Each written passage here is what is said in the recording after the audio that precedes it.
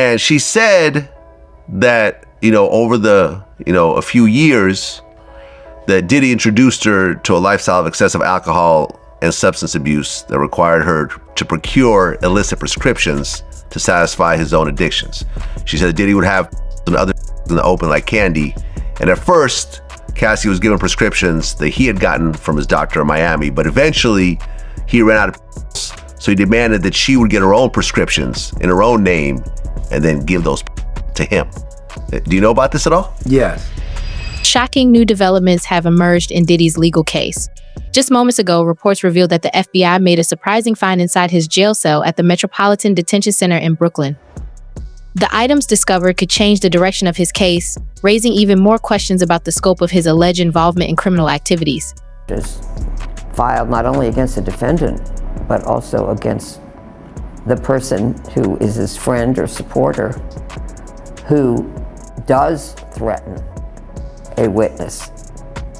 And that was the case in the R. Kelly criminal case as well. In a third attempt to get out of jail and tell his trial, Combs is again offering a $50 million bond and promising strict home detention. His attorneys writing in a brief to a federal appeal court judge, quote, sensationalism surrounding his arrest has distorted bail analysis. Combs is due back in court on Thursday. The FBI has reportedly found illegal substances hidden in Diddy's medicine bag inside his jail cell. This discovery could significantly impact his already complicated case, as he's facing serious charges like racketeering and trafficking. The fact that these substances were found while he's in custody adds more concerns about his behavior behind bars. This medicine bag would be everything that he need, all the Sierras, everything was in this medical bag right here. So, sometime I would get it and look at it and be like, what the fuck is all these for? But he definitely had some doctors in Miami that would write whatever you wanted. And it wouldn't all be in his name. It would be in his assistant's name and anybody else that was around him. Did you ever take yourself? I actually did. Okay. I actually did. Keeping it honest, all right. No, I'm going to keep it all the way honest. It was times where I was up 24 hours, 48 hours. And when you're around this type of situation, you try it. And I actually did try it. I took ecstasy at that time. And I found myself kind of staying up because of this. You know what I'm saying? And I had to get away from that. And I just stopped taking it. I wasn't hooked or nothing like that. I just stopped taking it. After the FBI seized illegal substances from Diddy's jail cell, the music mogul is reportedly dealing with severe withdrawal symptoms. Sources from the Metropolitan Detention Center say Diddy has been going through intense physical and mental distress since his medication was taken away. Diddy Combs has reportedly been going through withdrawal symptoms since being incarcerated. I'm Dr. Frida, and here are 5 things to know about opioid withdrawal syndrome. 1. Opioids are medications or drugs that include fentanyl, Percocet, OxyContin, heroin, morphine. 2. Opioid withdrawal syndrome can be life-threatening. It can start as early as 4 hours after the last use of an opioid, but typically peaks at 48 to 72 hours after the last use. 3. Symptoms may include dilated pupils, nausea, vomiting, diarrhea, fast heart rate, high body temperature, tearing eyes, runny nose, goosebumps. 4. Treatment may include medications like methadone and anti-nausea and anti-diarrhea medicines. 5. If you suspect that you are going through opioid withdrawal, or if you just want to stop using opioids, consult your physician or an addiction specialist. Diddy's former bodyguard, Gandiel, has made explosive claims revealing that Diddy has struggled with substance addiction for years, dating back to his relationship with the late Kim Porter. According to Deal, Diddy's addiction was a well-guarded secret within his inner circle but worsened during his time with Porter. This revelation adds more context to the recent discovery of illegal substances in Diddy's jail cell and highlights the seriousness of his addiction issues. Got this photo with Diddy with a medical wrapper on his wrist. What's this after the fight he had with Kim Porter? Yeah, that's the same time, man. That's the reason I knew that shit was serious, because that's what got Puff hooked on drugs. But for the people that don't know the story, right, let the people know what led to, Kim Porter slashing Puffy wrist with a corkscrew. Right, I get a call. It's on a Saturday. And it's from Kirk Burroughs and Paul. They're like, yo, Gene, Puff is by himself over at St. Luke's Hospital. I was like, yo, what happened? You say, yo, they say, yo, Gene, you gotta get over there because there ain't nobody, nobody there with him. Blase, this, that, and the third. So I rush over to St. Luke's Hospital. I see Kim, they in the emergency room. Flash my badge, I go up in there. She was in distress herself, whereas that she could have been in pain, she could have been hurting. There's a lot of crazy statements that have been made. And you gotta look at that interview that Jonathan Odie did, bro. You know what I'm saying? That was probably more damaging than Cassie. And that was more damaging than Cassie, because check this out. He said Diddy was transporting liquid cocaine on his private jet. Now, the DEA wasn't involved in this. It was the FBI and the Homeland Security, basically. That's because of the sex trafficking thing. But if they find any of that stuff in any one of his houses, there's a problem. Even if they find illegal guns. The constitutional right goes the right to bear arms, but he had to have licenses for that shit. So if anybody got illegal guns up in there, if they find any kind of drugs to a high amount, cocaine and weed, I don't think Diddy gonna get charged because what he did. He put everything in his kid's name and his company. In a past interview, Diddy openly admitted to using psychedelic substances, offering a glimpse into another aspect of his lifestyle. He spoke about experimenting with drugs like shrooms, saying they helped boost his creativity and provided personal insights. And he framed his psychedelic use as a way to enhance his spiritual and artistic experiences. However, these past admissions now seem more concerning in light of the recent discovery of illegal substances in his jail cell. I'm the type of guy I'll try anything once with an ambulance outside. And I had an ambulance outside, and I went through the best process. I would not advise it. You have to be in the wave of just like into looking for what's past here sometimes to be into psychedelics. But it's something that I wouldn't recommend unless, you know what I'm saying, you was using my man. So I would not advise it to anybody, but I could just speak on my experiences. I took the chance. According to Roger Bond, Diddy often exploited his connections to regularly obtain prescription drugs.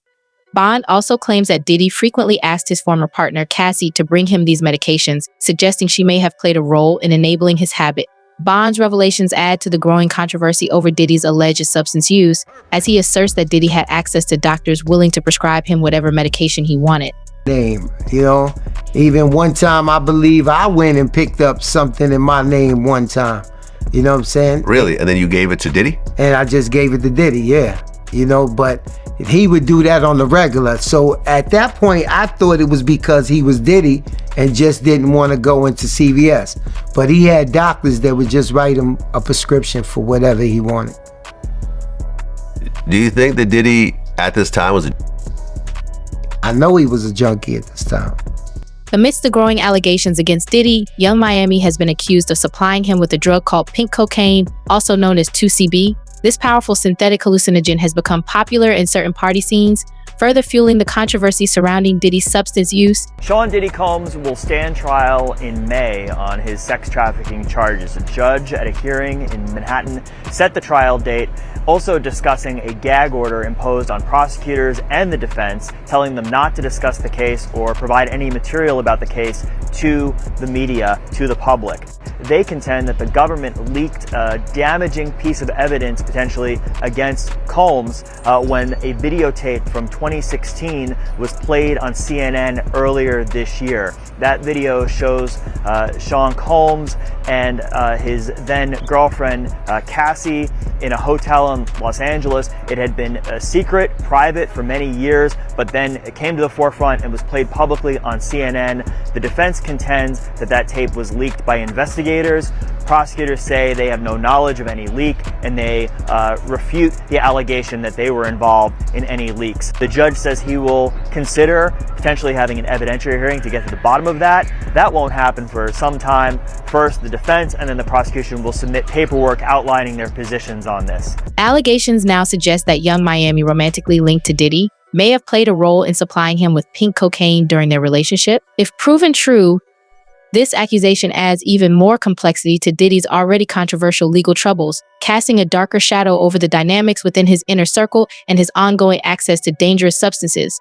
Young Miami has been accused of transporting pink cocaine to Diddy in new court documents. Plaintiff and the Combs RICO enterprise were rehearsing for something in the Westival in Virginia. The court filing reads, Plaintiff Jones personally witnessed Mr. Combs do a few lines of coke in his dressing room. Defendant Sean Combs wanted Tussie, but Brendan forgot it. So defendant Christina Coram called Young Miami, who then brought it on the private jet from Miami. Young Miami, Jade, and Daphne Joy were paid a monthly fee to work as Mr. Combs' sex workers and receive payment via wire transfer. I mean, the nigga's so gay he can't even do regular coke. It gotta be pink. I bet y'all gonna ignore the part where it says Young Miami was hired as his sex worker. I see why JT got the fuck on. I mean, after all, Young Miami did say I'll hold a brick for you, daddy. So is this a drug case or a sex case? This all makes sense why JT don't fuck with her. These stories getting more and more outrageous. Diddy's notorious private parties have long been surrounded by rumors, and now fresh allegations suggest that illicit substance use was a regular occurrence at these exclusive gatherings. Sources claim Diddy often used various drugs during these events, which were known for their secrecy and star-studded guest lists. Described as wild and uninhibited, these parties allegedly involved open drug use by both Diddy and other attendees. His recent arrest, following a grand jury indictment, includes serious charges such as racketeering, trafficking, and other criminal activities that allegedly span over a decade. You know, I do think that several members of Congress in some of my discussions have brought up media literacy, because that is a part of what happened here. Wait a second, so Usher, Pink, Megan Fox, and a bunch of other celebrities are scrubbing all their information off of X, every tweet they've ever done. Well, that's very interesting. That's a rabbit hole in itself. But listen to what AOC is saying right here. They're coming for your free speech, y'all. We're going to have to figure out how we rein in our media environment so that you can't just spew disinformation and misinformation. It's one thing to have differing opinions, but it's another thing entirely to just say things that are false.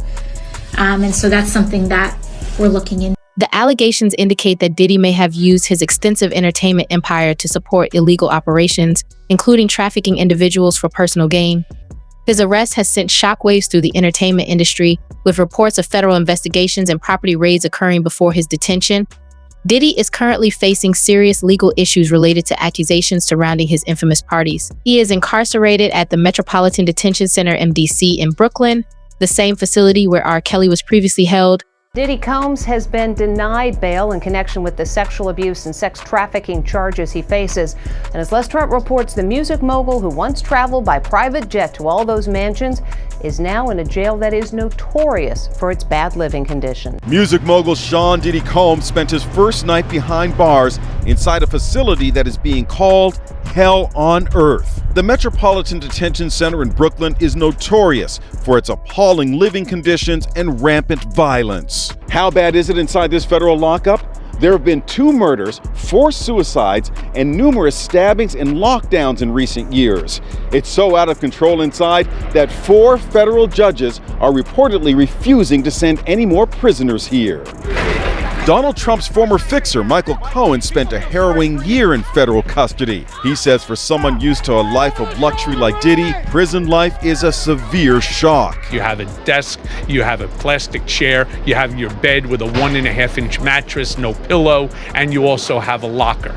So you basically have 3 feet by 5 feet to move around. So you have a basic 15 square feet. It is a horrible, horrible place. Diddy's lawyers were so eager to keep him out of jail, they offered his palatial $48 million home in Miami Beach and his private jets as bail. Today, they are even offering to restrict female visitors to his homes, except for his mother, daughters, and the mothers of his children if he is released. They told the judge the jail he was being sent to is dreadful, dirty, inhuman, and an ongoing tragedy.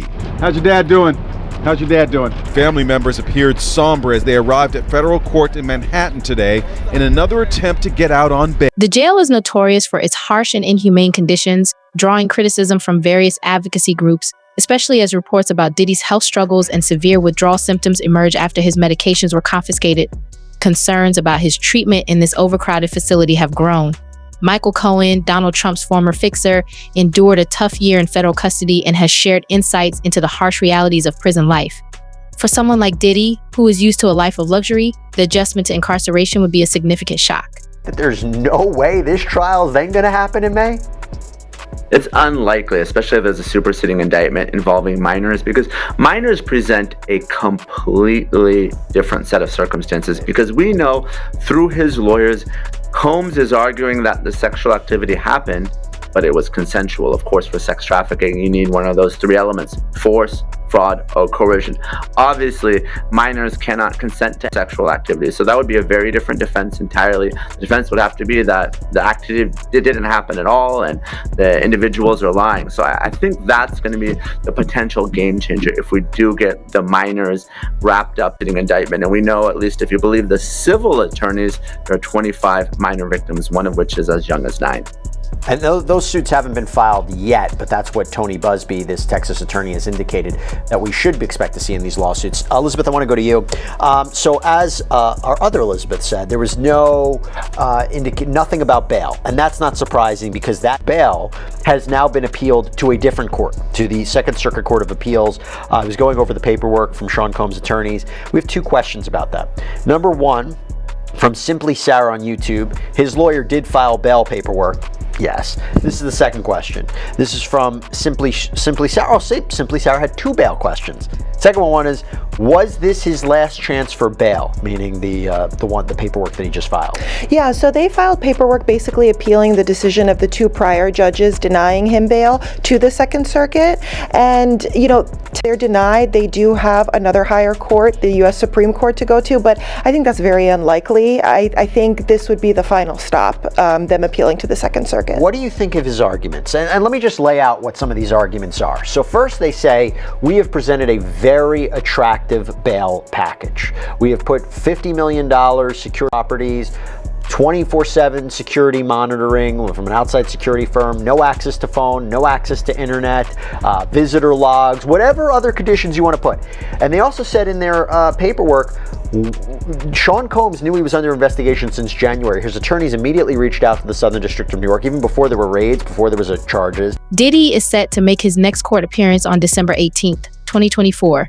This pivotal date will play a critical role as the legal proceedings unfold following his September arrest and the serious allegations he is currently facing. He is currently in the MDC, awaiting trial that may not start until next year.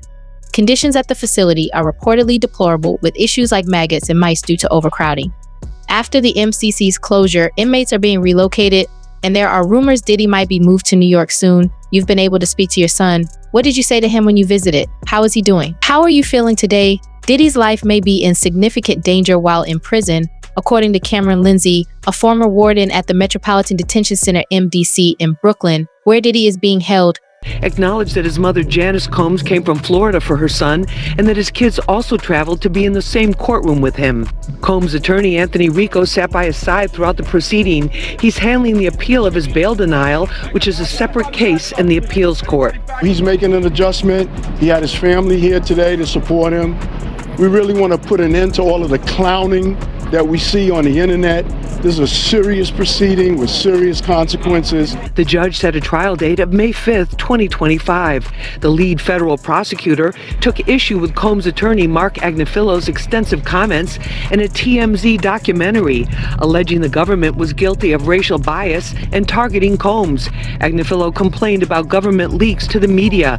The result was a mutual gag order. I made a request for the judge to issue what we call the gag order, and the judge is going to issue it on a reciprocal basis. So I'm not going to say anything that I didn't say in my papers and in court. Women's rights attorney Gloria Allred represents some of the accusers of Combs in civil cases and spoke outside the court. It's challenging because for many of them, remembering what they allege he did to them is triggering and traumatizing. What are your thoughts on the recent revelations about Diddy's time in jail and how they might impact his upcoming court appearance? Share your opinions in the comments.